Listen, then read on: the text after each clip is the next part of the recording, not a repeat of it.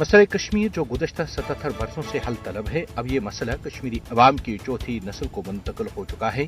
अक़वाम मुत्तहिदा की मुतल्लक़ा करारदादों पर अमल दरामद से ही हल हो सकता है, क्योंकि भारतीय हुक्मरान खुद इस मसले को अक़वाम मुत्तहिदा में लेकर गए, जहाँ पूरी दुनिया को गवाह ठहराकर अहले कश्मीर को आज़ादाना, मुनसिफाना और गैर जानिबदाराना रायशुमारी के जरिए अपने मुस्तक़बिल का फैसला खुद करने का मौका फराहम करने का वादा किया है।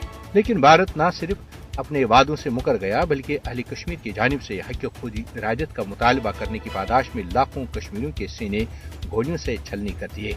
आज भी मकबूजा जम्मू और कश्मीर में भारत की रियासती दहशतगर्दी पूरी शिद्दत के साथ जारी है। लिहाजा इन हालात में अक़वाम मुत्तहिदा मकबूजा जम्मू और कश्मीर में जारी बदतरीन बहरान पर खामोश तमाशाई बनना बंद करे। अब वक्त आ गया है कि अक़वाम मुत्तहिदा आगे आकर कश्मीरी अवाम को मोदी हुकूमत के मतालिब से बचाए, क्योंकि मोदी और उसके हवारियों ने न सिर्फ अहले कश्मीर का जीना दोबार किया है, बल्कि 5 अगस्त 2019 में मकबूजा जम्मू और कश्मीर की खुसूसी हैसियत की मनसूखी के बाद अहले कश्मीर की सांसों पर भी पहरे बिठाए गए हैं।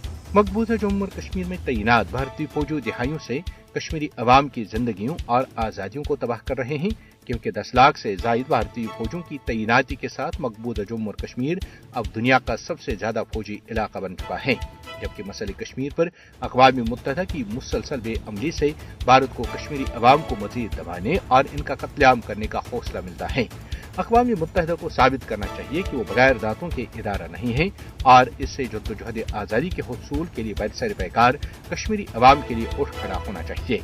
मसले कश्मीर पर अक़वाम मुत्तहिदा के इक़दाम से कबल कश्मीरी अवाम को मज़ीद कितनी दिहाइयों तक भारतीय जबर बर्दाश्त करना होगा। अक़वाम मुत्तहिदा अब मसले कश्मीर पर अपनी करारदादों पर अमल दरामद कराए। ये भारत के जालिमाना इक़दामात को दुनिया के सामने बेनकाब करने का बेहतरीन वक्त है।